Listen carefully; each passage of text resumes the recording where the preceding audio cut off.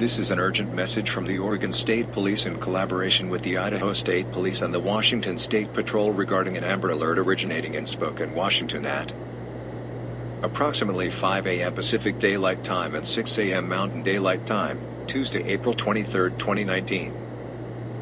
Estranged husband broke into a residence, stabbed the wife and took their child, then left the residence in an unknown direction in a red 2014 Subaru Legacy sedan, Washington license APN 2450.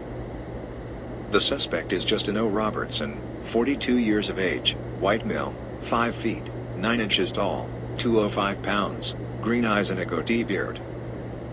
He was last seen wearing a green Adidas t-shirt and black Adidas shorts.